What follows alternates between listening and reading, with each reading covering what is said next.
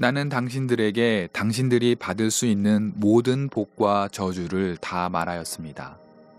이 모든 일이 다 이루어져서 당신들이 주 당신들의 하나님이 쫓아내신 모든 나라에 흩어져서 사는 동안에 당신들의 마음에 이 일들이 생각나거든. 당신들과 당신들의 자손은 주 당신들의 하나님께로 돌아와서 마음을 다하고 정성을 다하여 오늘 내가 당신들에게 명령한 주님의 모든 말씀을 순종하십시오. 그러면 주 당신들의 하나님이 마음을 돌이키시고 당신들을 불쌍히 여기셔서 포로 생활에서 돌아오게 하여 주실 것입니다. 그리고 주 당신들의 하나님이 당신들을 그 여러 민족 가운데로 흩으신 데서부터 다시 모으실 것입니다. 쫓겨난 당신들이 하늘 끝에 가 있을지라도 주 당신들의 하나님은 거기에서도 당신들을 모아서 데려오실 것입니다. 신명기 30장 1절에서 4절 말씀. 오늘 본문은 신명기에 등장하는 모세의 세 번째 설교의 절정입니다. 모압 땅 그리고 약속된 가나안 땅 앞에 경계에 선 이스라엘 백성들은 숨을 참고 모세의 말씀을 경청하고 있습니다. 늙은 예언자, 수염이 덥수룩하게 난 인간적인 면모로는 모든 기력과 힘이 빠져버린 것처럼 보이는 노인. 그러나 그의 두 눈은 번쩍이고 그 입에서 나온 말씀은 우렁우렁 모압 평지를 흔들고 있습니다. 하나님의 뜻을 받아 일평생 이스라엘을 지도하고 그들을 이끌어 여기까지 오게 만든 하나님의 사람 모세. 하지만 그토록 바랐던 약속의 땅으로는 들어가지 못한 기구한 운명의 사람 모세의 마지막 당부, 그 말미를 우리는 오늘 목도하고 있습니다. 오늘 20절로 이루어진 이 짧은 신명기 본문 안에는 구약신학의 정수들이 알알이 박혀 있다 해도 과언이 아닙니다. 가장 먼저 생각해 볼 것은 계약과 계약자의 엄정함입니다. 우리는 살면서 몇 번 정도는 계약이라는 행위를 합니다.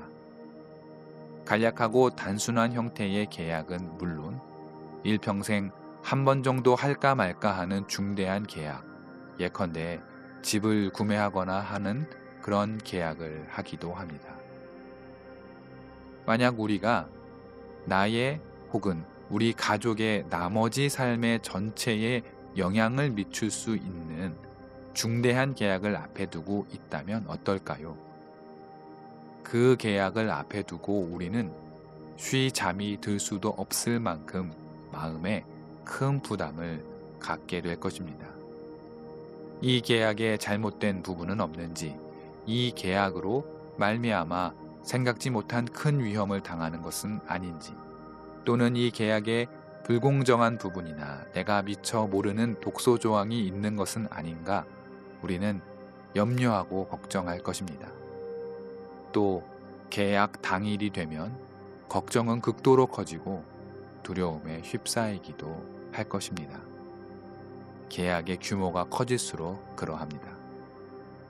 오늘 모압 땅에서 울려 퍼진 모세의 설교는 사실상 이스라엘 민족 전체에 막닥들인 계약의 최종 사인 직전의 상황입니다. 그 계약이 무엇입니까? 바로 약속의 땅으로 들어갈 것인가 말 것인가를 결정하는 계약입니다. 만약 이스라엘 백성이 이 계약을 승인한다면 그들은 평생 하나님이 약속하신 땅에서 복을 누리며 살 것입니다. 그런데 그 계약의 이행 조건이 단 한 가지가 있는데 매우 단순합니다. 바로 하나님께 돌아와 마음을 다하고 정성을 다하여 모세가 가르쳐준 하나님의 모든 율례와 법도를 지키는 것입니다. 유일한 계약 조건이고 이 계약 조건을 지킨다면 약속의 땅에서의 복을 한껏 누리게 될 것입니다. 허나 만약 이 계약을 어긴다면 결과는 저주입니다. 이 저주는 너무나 커서 생명은 물론 재산까지 모두 잃어버리게 될 것이며 심지어 모든 민족이 적국의 포로가 되어 끌려가 포로 생활을 하게 될 것입니다. 이 계약은 그야말로 민족 전체의 운명을 결정짓는 민족의 중대한 계약 사항이 된 것입니다. 우리 한 개인도 이렇게 커다란 계약을 앞에 두면 두렵고 떨리게 되는데 민족 전체의 운명이 걸린 이 계약 앞에서 이스라엘이 얼마나 두렵고 떨었을까요? 모세도 이를 모르지는 않았을 것입니다. 그래서 모세는 위압적으로 굴기보다 어른으로서 이 젊은 세대를 위로하고 다독입니다. 11절에서 14절에 이르는 모세의 위로는 어른의 위로가 무엇인지 보여줍니다. 그 위로는 다음과 같습니다. 오늘 내가 당신들에게 내리는 이 명령은 당신들이 실천하기 어려운 것도 아니고 당신들의 능력이 미치지 못하는 것도 아닙니다.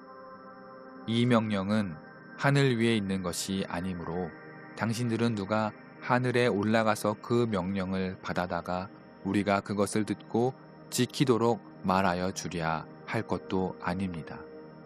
또한 이 명령은 바다 건너에 있는 것도 아니니 누가 바다를 건너가서 명령을 받아다가 우리가 그것을 듣고 지키도록 말하여 주랴 할 것도 아닙니다. 그 명령은 당신들에게 아주 가까운 곳에 있습니다. 당신들의 입에 있고 당신들의 마음에 있으니 당신들은 그것을 실천할 수 있습니다. 모세는 이처럼 이스라엘을 위로하며 마음과 정성을 다한 하나님의 섬김을 여러분이라면 충분히 할 수 있다 생각하는 것처럼 그렇게 어려운 일이 아니다.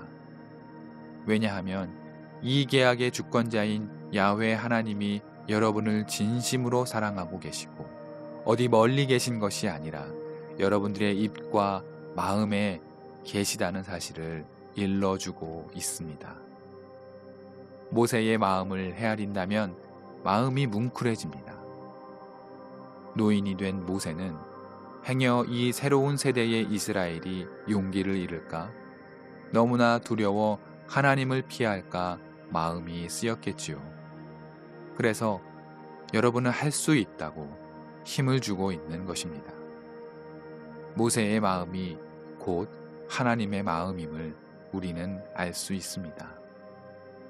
그리고 마지막으로 모세는 이스라엘 백성들에게 말합니다. 내가 오늘 하늘과 땅을 증인으로 세우고 복을 받는 길과 저주를 받는 길을 모두 제시했으니 여러분은 생명을 선택하라고 선포합니다. 약속의 땅으로 들어가는 계약은 단지 좋은 곳으로 가서 호사를 누리기 위함이 아닙니다. 하나님의 말씀을 따르는 이유는 곧 생명을 선택하는 것입니다. 다시 말해 하나님을 사랑하는 것이 곧 생명의 길임을 모세는 마지막으로 외치고 있습니다. 모세의 선포와 위로를 들은 이스라엘은 담대하게 이 계약 안으로 들어갑니다. 그들은 새로운 지도자 여호수아를 필두로 용감하게 가나안으로 들어가 약속의 땅을 성취해 나갑니다. 물론 그 성취의 과정이 쉽지 않은 것임을 우리는 여호수아 등을 읽어나가며 알 수 있습니다. 전쟁은 계속되고 이스라엘의 고통은 여전합니다. 하지만 그때마다 하나님께서 그들을 도우시고 또 살 길을 보여주신다는 것을 우리는 또한 알고 있습니다. 모세는 오늘 우리에게도 말하고 있습니다. 주님을 사랑하십시오. 그것이 생명을 선택하는 길입니다. 어렵다고 생각하지 마십시오. 여러분은 충분히 주님을 사랑하고 그의 약속을 지킬 수 있습니다. 여러분의 믿음은 그렇게 약하지 않습니다. 무엇보다 주님께서 우리를 지극히 사랑하고 계심을 잊지 마십시오 라고 말이죠. 주님이 우리를 사랑하십니다. 우리의 삶은 여전히 전쟁터와 같고 폭풍이 치는 것과 같지만 우리는 주님의 약속을 이미 받은 사람으로서 주님이 우리와 함께 계십니다. 모세의 위로를 받는 것처럼 우리 모두 용기를 내어 주님께 나아갑시다.